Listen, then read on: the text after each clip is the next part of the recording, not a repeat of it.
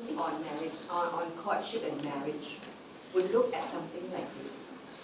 And there are many things to be interpreted from this short paragraph, yeah? Right? You see how people start to get to know each other. Right? Yeah? You see what kind of people get married. Usually people don't get married, yeah, girls don't get married, people too far down in the socioeconomic ladder, right? She wouldn't marry, what is she?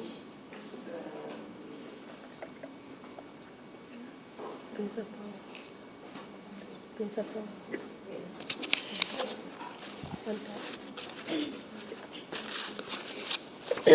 Oh, people don't marry karang kuli men. Yeah?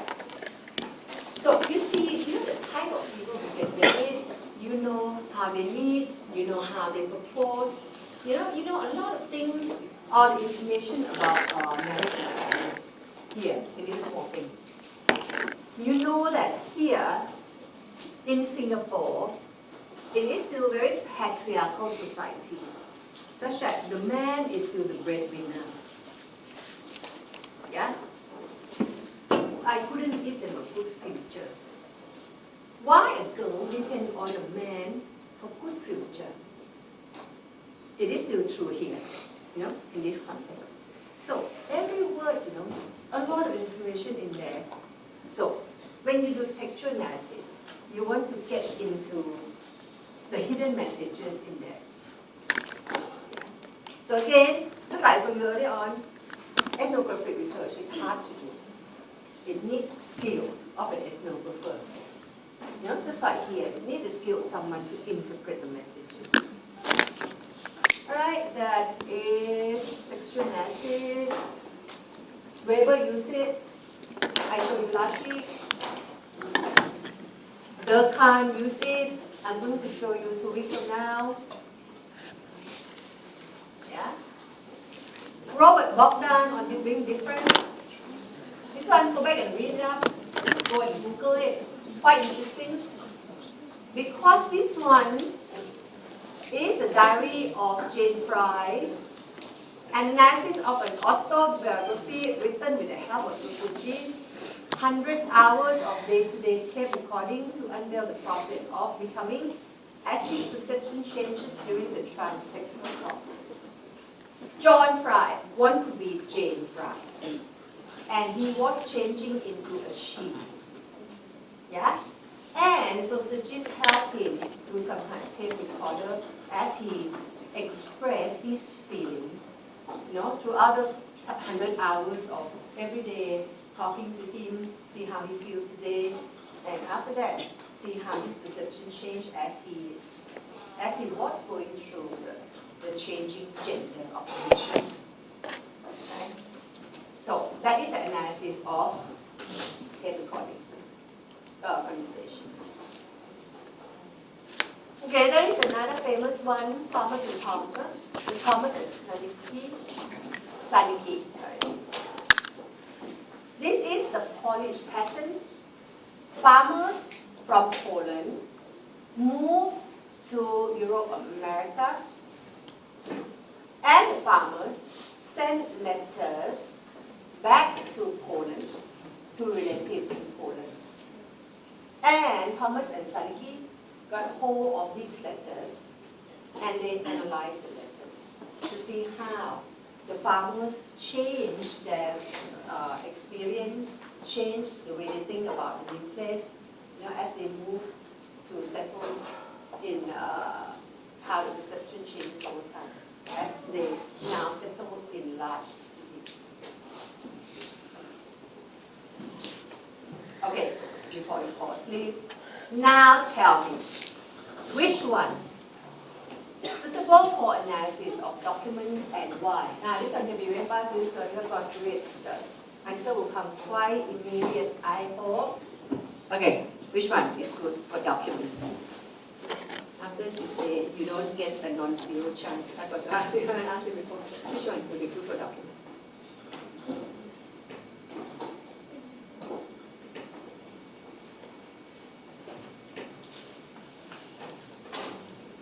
B. B. Okay, how to do that?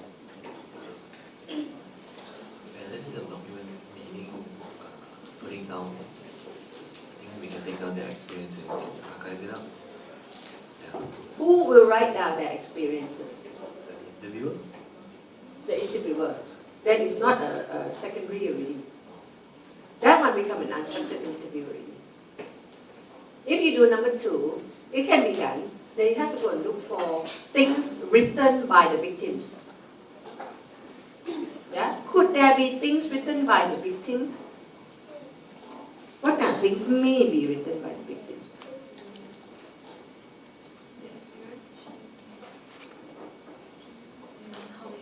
Yeah, they write in the form of what? Diaries. Yeah? So you can get diaries, then you can do number B. Yeah.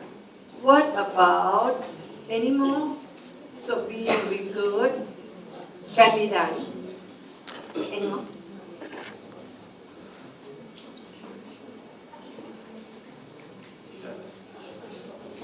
Their effect, number what? Number D.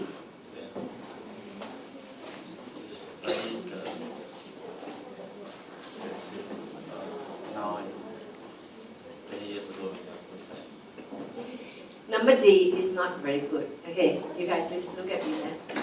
The effect of internet on education achievement. This one is the correlation between one factor and another factor.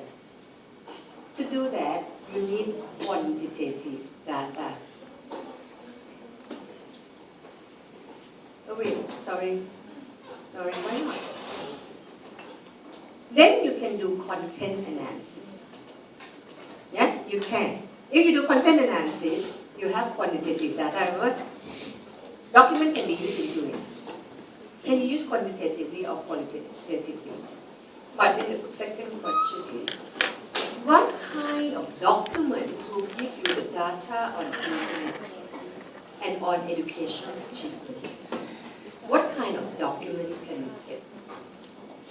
Yeah, just now we said statistic good. Yeah, statistic very good, immediate. But documents, what kind of documents? There may be a bit hard to look for documents, the text that contain something on internet, contain something on educational achievement. What else would be good though for documents? Something, you see, secondary data, the real value of secondary data is that you don't have to do it yourself. Yeah? You can get things that people gather it. So therefore, if you don't have people that you can do, that you can collect data with immediately, because it is historical research. Something happened many years back. You know, like when I did mine, in fact, I identified the group after World War II, before Thailand started to modernize. I want to know courtship and marriage changed, you know, last time. And after it modernized, and then I look at another time, like my time spans like 90 years kind of thing. Okay, knowing that you can study things that happened long time ago, which one would be good?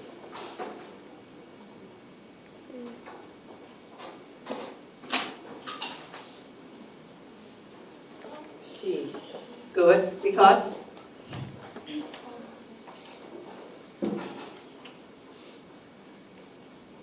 it's in the 30s, yeah? Yeah? You can go and look for children storybook. Yeah?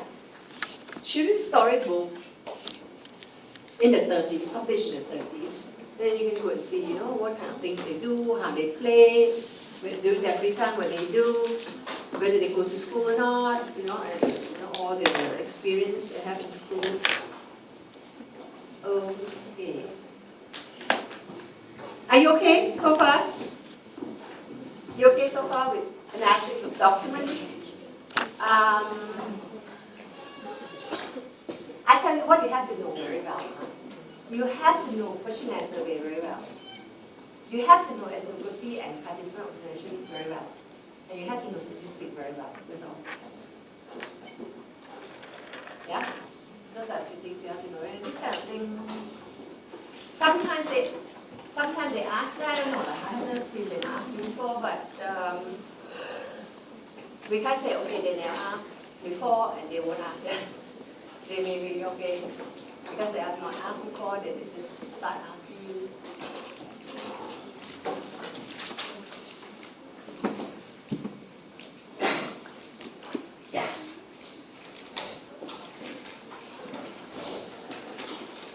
Okay, same here. If you are looking at advantages and problems, okay, let's have a look at the word, yeah, one more time to remind you. Advantages, benefits, that's one word. They talk about this thing. Disadvantages could be problems. Another word to call it is difficulties. Yeah, just now we talk about problems, difficulties, and limitations. Limitations would be something like this. Problem would be access, risk, breaking the ice, and ethical problems, stuff like that.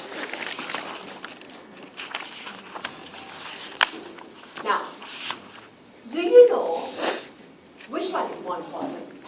Okay, I give you a list of two, yeah? One is standardization, reliability, transparency, validity, and all that. That's what we call limitations. Another said, cheap, expensive, risky, access,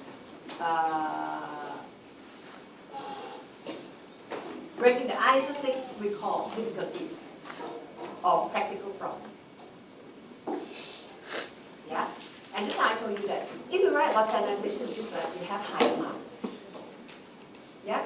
Sometimes the question they pose together, you know, write about problems and limitations. If you spend a lot of time writing about all those risky and all that, you don't get very high mark because those are easy to write. Yeah? These two, this set is much more important because these affect the result directly. Yeah? Example, validity. Definitely, it's really about the result that you get is right or not right. Those difficulties, breaking the ice, risky, ethics, long time, very hard to report, those don't affect the result directly. Yeah? So those are random. Those are not something called systematic error. Yeah, those are random error. And you know random is never mind, over, value, undervalue, or cancel each other out. Yeah? Yeah, so two things that you have to remember, yeah? One is, you want to write about this. And then, if you have time, you write about all those reasons, stuff like that. Yeah? And know that this set will affect the result, the data that you get directly. Yeah? The other set won't. The other set doesn't affect the result directly. Okay. This thing you can go back and read out yourself. Maybe not this one. Okay, let me just go through this a little bit, yeah? The problem with document is this. Yeah? Authenticity is not about ecological validity, you know? It means that the document that you get, written by this guy, really written by this guy or not. Yeah? Like Weber. Yeah? Later we look at Weber, and then Weber used document the autobiography of Benjamin Franklin. And later people come and say, no, you know what, that autobiography, in fact, was not written by Benjamin Franklin himself. That's the problem of authenticity. Yeah? Whether you get the things that is representative or not.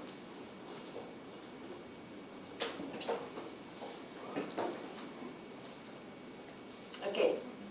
Validity, TV program.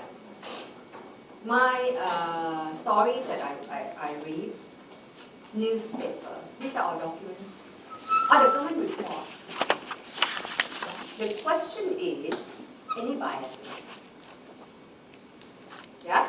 Just I told you, sometimes government think that the report that they give to people, surely bias from author, from audience, from publishing house. Yeah? If I watch Friends, author must try to produce things to sell, correct? Yeah, they have to know, okay, who my audience is. Yeah, the publishing house also have a vast interest in getting people to watch. So it depends, You produce TV program, you produce autobiography, maybe different. Your shopping list is more valid, right? Because you're writing for yourself. Your diary is more valid, right? You don't lie to yourself. You don't lie to yourself. So it depends on what kind of documents you get. Some could be more valid than others. If it is produced for commercial purpose, there will be problem with authors lying somehow, audience. Author may not intend to lie. Like last time when I did my own research, right? My argument is that when you read things, right, and you think that the author write to represent the things that they experienced at that time. But I said maybe not, sometimes we write because we want something to happen. So we don't really need the material. Yeah, and that go in to affect the validity. Representativeness. Yeah, whether the documents that we have is representative of the whole gen or the whole group or not. Yeah, like when I select my sample, I went to the archive because my sample is like 16 years ago. Yeah, I looked for those ladies in a magazine 60 years ago. They're in the archive. I randomly select. Yeah, and then I say, okay, mine would tell you something, my sample would tell you something about girls that happened 60 years ago. But the question is, those magazines being kept in the archive may be different from the magazines not being kept in the archive. There must be quite good magazine, yeah, for people to preserve them, isn't it? So whether these actually represent the real thing that happened, among all those girls, that is always a question.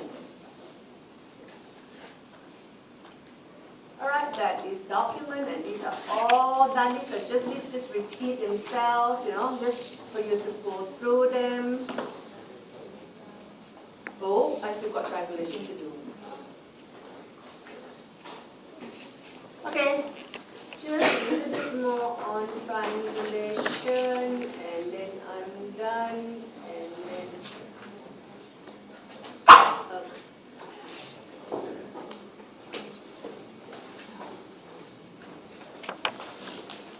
Triangulation okay, there are 3 types. Triangulation simply means when you use more than either one theory or one method or one researcher. Yeah, to conduct study. That's triangulation. So that could be theoretical triangulation. Theoretical triangulation. You use more than one theory. Method triangulation. You use more than one method. Or researcher triangulation. You use more than one researcher to conduct the same research. That is triangulation. You have one research problem. To make research more objective, that is the purpose. Yeah? When you have different theories, yeah, then you have different ideas. You have different methods. One method is good at something, another method is good at something else, then research will be more balanced and more objective. This lecture is about method. So we are only going to focus on method triangulation. The And that comes from this example one more time. Yeah, Eileen Barker just now I used as example of participant observation. In fact, she did more than that. Yeah, she used many methods. She used unstructured interview. She also used questioning.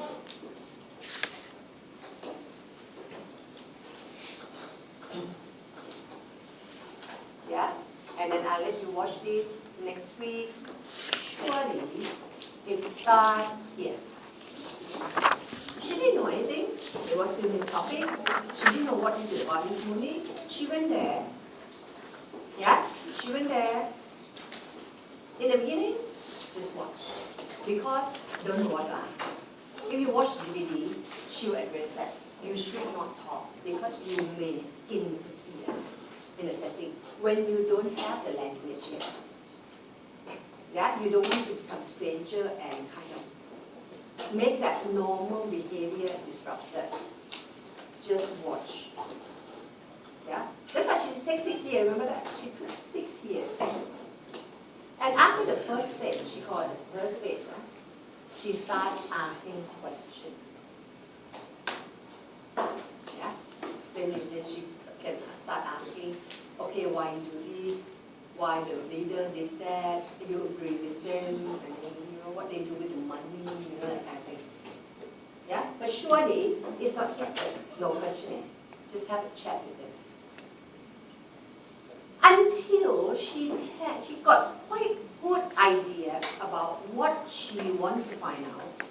She could also do questionnaire because by then she know how to define the concepts.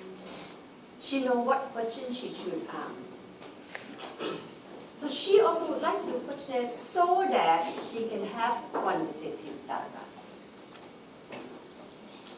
Yeah? So that she can have quantitative data, she can be more scientific, she can correlate.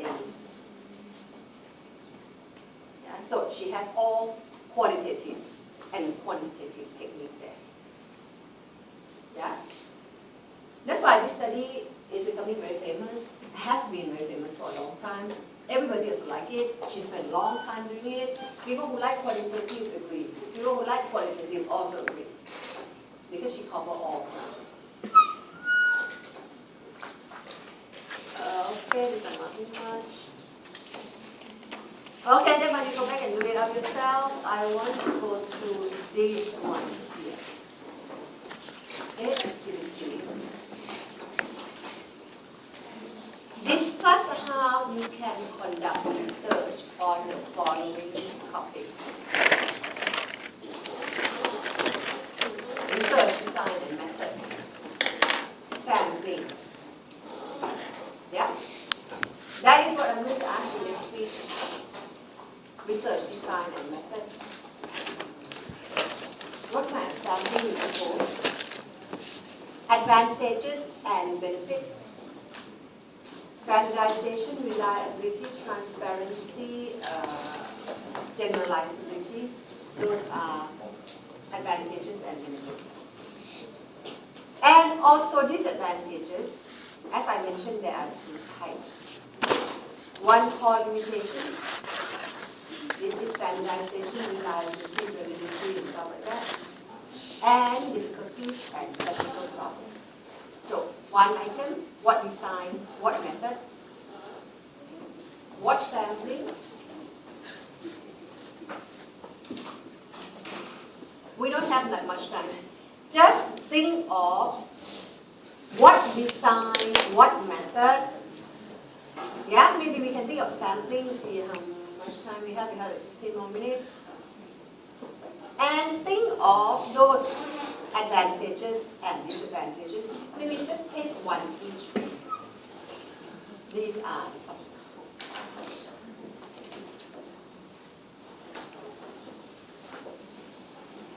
Okay, because we don't really have that much time, why don't we just look at these and say, what design, what method?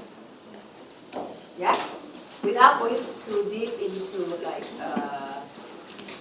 benefits, advantages, disadvantages. Okay. This row number 1. Okay.